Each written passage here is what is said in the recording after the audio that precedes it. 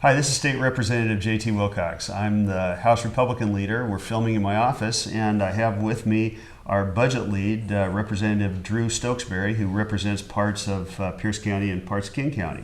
And we want to talk about a very important bill that passed off the floor this week.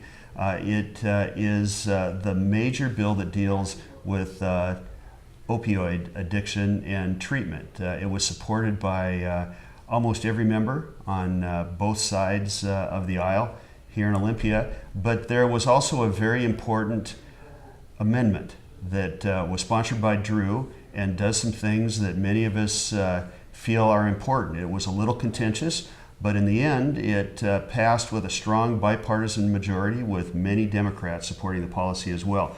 Could you explain your amendment, Drew? Sure. So JT, I live in King County, and as a lot of folks are aware of, a couple years ago, King County was charged with coming up with a opioid response plan, and one of their components of that plan was an idea to create a couple so-called safe injection sites or supervised drug consumption sites in King County. The idea was maybe to put one in Seattle and one somewhere else in King County. The problem is a lot of my constituents and a lot of people across Washington just have some really deep concerns with that approach.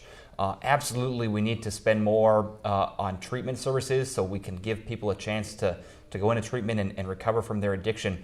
But everybody I hear from, or so many people I hear from, are concerned that these supervised drug consumption sites aren't the right approach. They're merely going to enable the addict and not actually force them to get help. And so for the bill that came up the other day, earlier this week, I had an amendment that would say that the state could not partner with any local jurisdiction that was operating safe injection sites. Certainly, local jurisdictions have the ability to do that right now, as Seattle and King County are trying to do.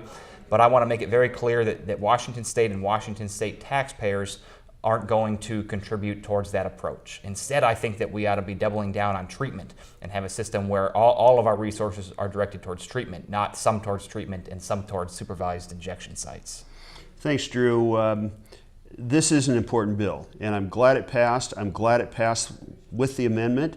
I have heard from a prominent Democrat that there's going to be an attempt to strip the amendment off. I hope that doesn't happen. Opioid addiction has touched almost every family in the state of Washington, and it's made a profound impact on members of each caucus here in the House. This is an important bill. It's an important policy. I'm glad that we got it done. I hope that the policy stays intact. Thanks, everybody.